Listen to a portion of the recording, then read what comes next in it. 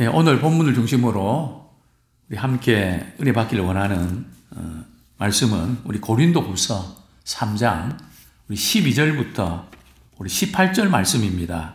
오늘 본문을 중심으로 이 같은 소망이라는 제목으로 우리 함께 은혜를 나누기를 원합니다. 우리 고린도후서 3장 12절에 우리가 이 같은 소망이 있으므로 담대히 말하노니, 이 같은 소망은 어떤 소망일까요? 지금 바울은 옛 언약과 새 언약을 이렇게 비교를 하고 있습니다. 그러면서 새 언약은 참 하나님의 크신 영광을 나타내고 말할 수 없는 참 하나님의 은혜를 우리 알게 하는 것이다. 옛 언약에 비해서 새 언약은 도저히 비교할 수 없는 큰 영광이다 하는 것을 말씀하고 있는데요. 이 복음에 대한 큰 영광, 여기에 대한 소망입니다. 우리 삶의 목적은 하나님께 영광을 돌려드리는 데 있습니다. 그런데 우리가 하나님께 영광을 돌려드리는 것이 삶의 목적이면 우리의 삶은 재미도 없고 그냥 하나님의 영광을 위해서 그냥 우리는 그분이 시키는 대로 이렇게 하고, 그럼 세상에 무슨 재미가 있나 이렇게 말하는 분들이 있는데요. 하나님께서 우리에게 그분의 영광을 위해서 살라고 하신 것은 우리 하나님이 영광이 부족해서 우리의 영광이 필요해서 그런 것은 아닙니다. 우리가 이 부분을 오해할 수 있는데요. 우리가 하나님의 영광을 위해서 살아가면 우리 또한 하나님의 영광에 참여하게 되는 것입니다. 우리 이것을 알아야 되거든. 그러니까 하나님께서 우리를 그분의 영광에 참여하시기 위해서 그분의 영광을 위해서 살아야 된다는 것을 우리에게 말씀하신 것입니다. 정말 우리가 주님 때문에 우리가 누리는 영광이 얼마나 큽니까? 참 말할 수 없는 그런 은혜인데요. 그래서 바울은 이 부분에서 이렇게 강하게 담대히 이렇게 말씀을 전합니다. 그런데 여기서 이제 이 소망은 지금 현재에도 복음을 통해서 하나님의 영광을 누리지만 앞으로 우리가 주님 앞에 서게 될 때에 미래에 누리게 될 소망이 너무 크다는 겁니다. 그런데 우리 그리스도인들이 현재의 고난과 또 이렇게 어려운 역경들을, 문제들을 이렇게 바라보면서 삶의 의욕도 상실하고 낙심과 좌절 가운데 빠지기 쉬운데요. 사실은 그렇지 않습니다. 우리 현재의 고난은 잠시고 장차 우리의 나타날 영광은 좋게 비교할 수가 없습니다. 그래서 어떤 분은 오늘 이제 간증을 아침에 이렇게 들어보니까 그분이 그런 기도를 드리더라고요. 그래서 저하고 좀 비슷하다. 하나님, 제게 고난을 주십시오. 어떤 분 축복을 달라 그러는데 그분은 주님을 제대로 알라 그러면 그리스도의 고난에 참여해야 된다. 고난을 제게 주십시오. 근데 진짜로 엄청난 고난이 찾아왔습니다. 아이가 화상을 입고요. 젓가락을 2개 이렇게 220V 이렇게 꽂았다가 말이죠. 화상을 입어서 참 엄청 말할 수 없는 고난 겹쳐서 다가오는데요. 그 고난 속에서 주님이 함께 하시는 것을 경험하는, 그래서 바울도 나는 그리스도의 고난에 참여하고 부활의 영광에 참여하기 원한다. 죽어서가 아니고요. 살아있는 동안에 말입니다. 우리 또한 그런 거룩한 소원을 품는 자가 되기를 소원합니다. 자, 오늘 본문 우리 13절, 14절 한번 같이 읽겠습니다. 시작. 우리는 모세가 이스라엘 자손들에게 장사 없어질 것에 결국을 주목하지 못하게 하려고 수건을 그 얼굴에 쓴 것 같이 아니하노라. 그러나 그들의 마음이 완고하여 오늘까지도 구약을 읽을 때에 그 수건이 벗겨지지 아니하고 있으니 그 수건은 그리스도 안에서 없어질 것이라. 자, 모세가 말이죠. 뭐 수건을 썼을 때가 있었나요? 모세가 수건 쓴 거 기억하십니까? 아마 기억 못 하시는 분들이 많으실 텐데요. 우리 성경 말씀 한 구절 보겠습니다. 출애굽기 34장 29절. 예, 출애굽기 34장 29절.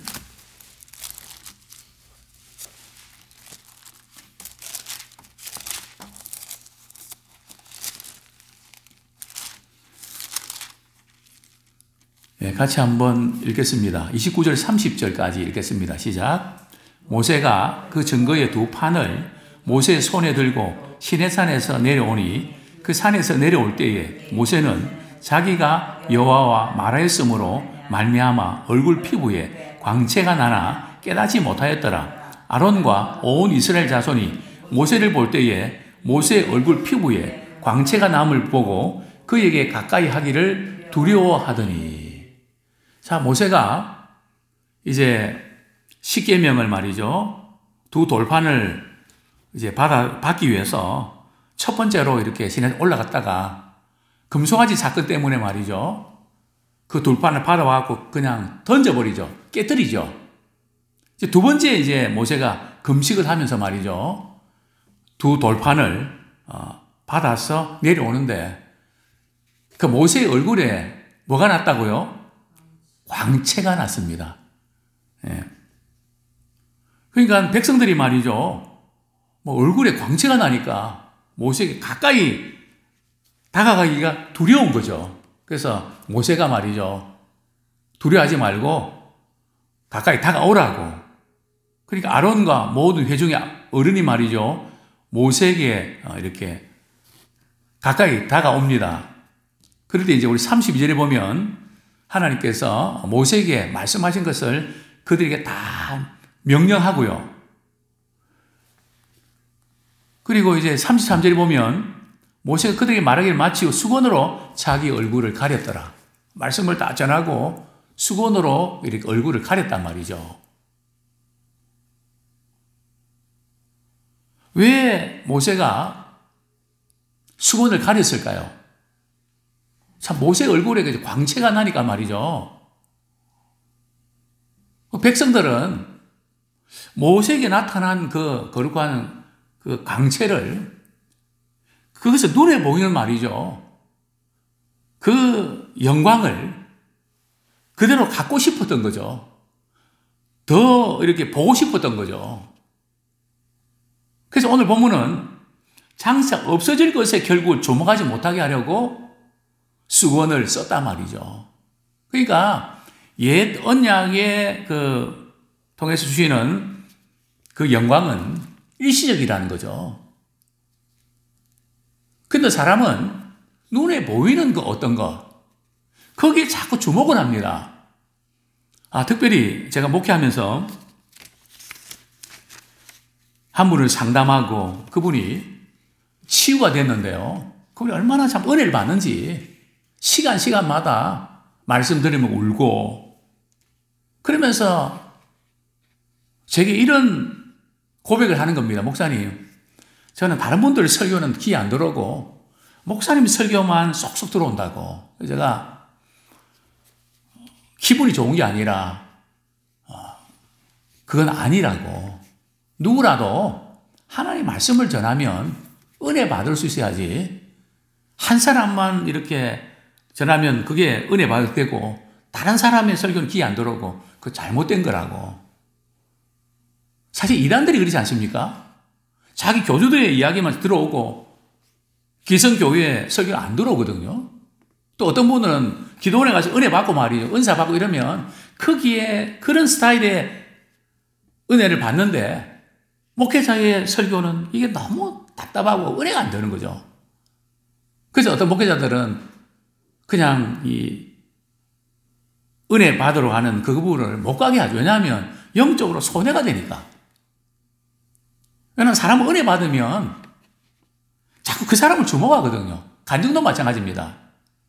우리 간증 받을 때, 간증 들을 때 삼주님을 만난 그 은혜도 많이 되고 저도 많이 도전이 됩니다. 또 한편으로는 자꾸 나는 언제 저렇게 되나 부러워하면서 또 내 자신이 도전받아서 또 좋은 영적 성장을 나가는 건 좋은데 그만 낙심이 되고 좌절이 되는 경우도 종종 보게 됩니다. 그러다가 그 은혜를 끼친 분이 무슨 문제가 터지면 신앙의 회의가 옵니다. 그래서 저희 교단에서 강사 뽑을 때 연예인들은 가능하면 모시지 않아요. 왜냐하면 만약에 문제가 생기면 젊은 우리 학생들이 회의가 오거든요. 신앙의 회의가 옵니다. 그분을 또 간증하는 분을 통해서 하나님을 봐야 되는데 자기도 모르게 자꾸 간증하는 그 사람을 보게 된다는 거죠. 근데 이 차이가 뭐 그게 그거 아닌가 하지만 그렇지 않습니다. 자꾸 우리는 눈에 보이는 그 어떤 것들을 의지하게 되거든요. 그래서 모세는 그 얼굴에 수건을 가리고 보지 못하도록 막는 그것을 보게 되는데요. 당시에 우리 예수님 당시에 바리새인들 또 유대인들 그들은 율법을 지키려고 무척 애를 썼습니다. 뭐 금식도 하고 구제도 하고 규정도 많았거든요. 근데 그들에게서 나타난 특징은 뭔가 하면 서로 영광을 취하려고 하는 그게 이제 바로 예수의 제자들도 그런 모습이 보이지 않았습니까? 예수님이 직접 제자 훈련을 시켰는데도 서로 잘났다고 내가 어뜸이라고 그래서 예수님께서 그냥 수건을 동에 메고 말이죠. 제자들이 팔을 씻기는 그게 아니야. 내가 섬기러 왔는데 왜 너희들까지도 그러니? 그러면서 예수님께서 그 유대인들에게 이런 말씀하시죠. 요한복음 5장 44절에 보면 너희가 서로 영광을 취하고 유일하신 하나님께로부터 오는 영광을 구하지 아니하니 어찌 나를 믿을 수 있느냐. 그러니까 서로 나를 인정 안 해준다고 시험 들고 이런 분들은 믿음이 잘 자라지를 않습니다. 왜냐하면 우리의 삶의 목적은 하나님께 영광 돌리는 데 있거든요. 다른 사람도 높이고 세워주고 그래서 참 그것이 하나님께 영광 돌리는 데 거기 있어야 되는데 내가 좀 더 낫고 내가 좀 더 인정받고 내가 또 좀 잘했고 너희들이 서로 자기 영광을 얻으려고 취하니 어찌 나를 믿을 수 있느냐. 과연 우리는 어떻습니까? 없어질 영광에 주목합니까? 눈에 보이지 않는 하나님의 영광에 주목하고 있습니까? 자, 그런데 우리 14절 수건을 썼으니까 뭔가 가리웠으니까 잘 안 보이죠. 자, 그것을 이렇게 이제 구체적으로 말씀을 설명하고 있는데요. 14절 그러나 그들의 마음이 완고하여 오늘까지도 구약을 읽을 때에 그 수건이 벗기지 아니하고 있으니 그 수건은 그리스도 안에서 없어질 것이라.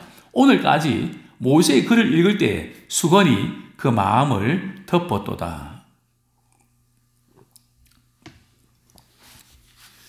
이스라엘 백성들이 왜 예수님을 영접하지 않았을까요?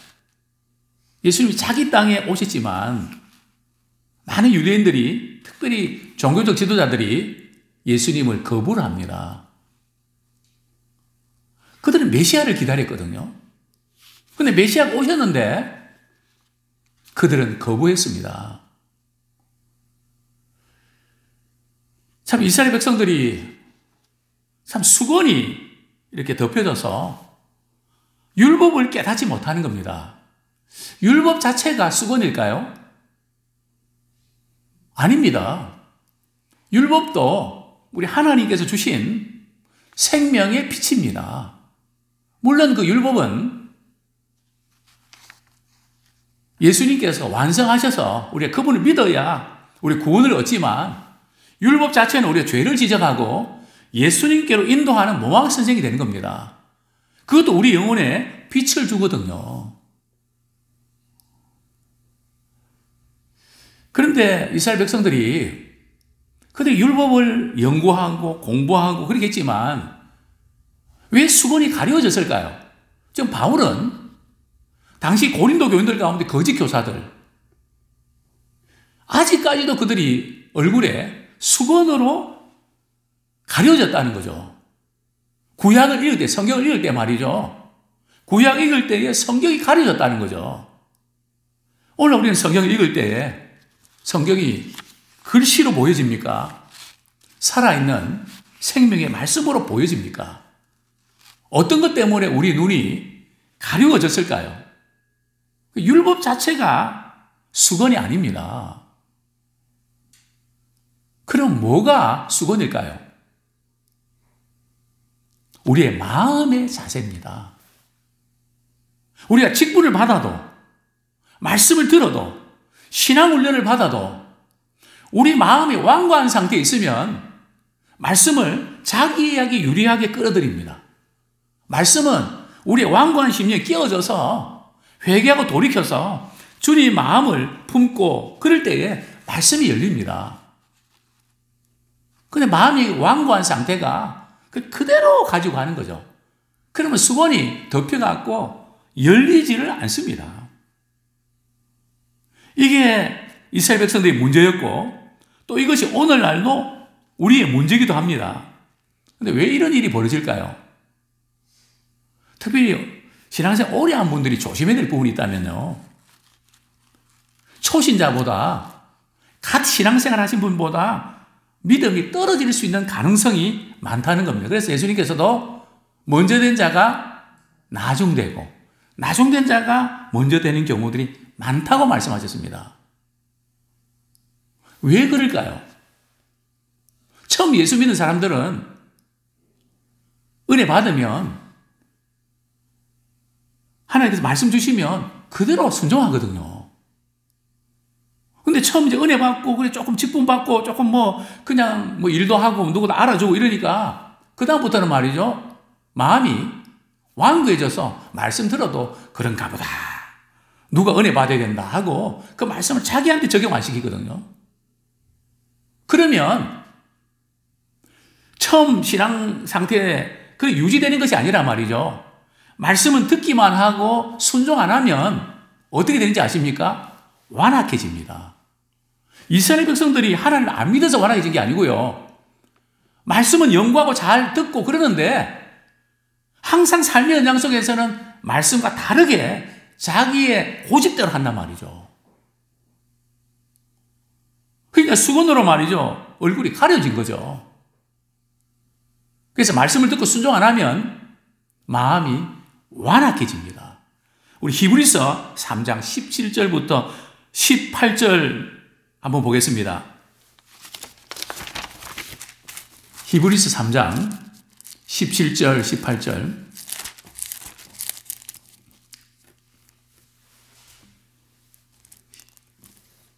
예. 히브리서 3장 10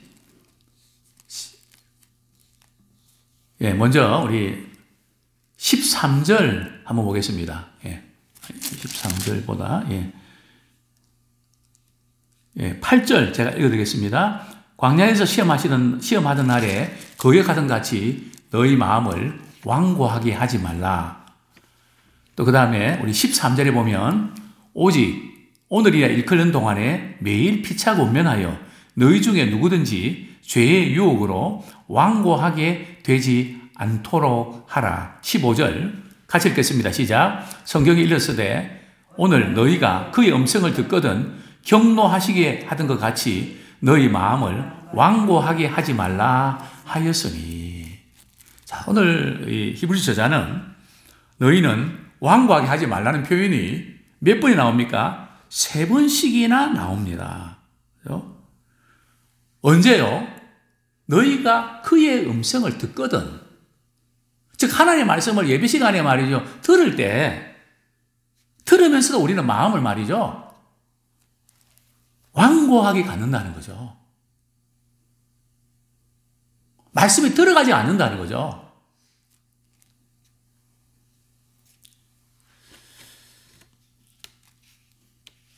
그렇게 되면 왜 우리가 이렇게 완고하게 되는가 하면 말씀을 듣긴 듣는데 말이죠. 삶의 현장에서는 죄의 유혹에 빠져버리거든요. 주일날 설교를 통해서 은혜 받긴 하는데 삶의 현장에서 말이죠. 말씀대로 살면 되는데 살지 않을 때 죄의 유혹을 받아서 완고하게 되는 거죠.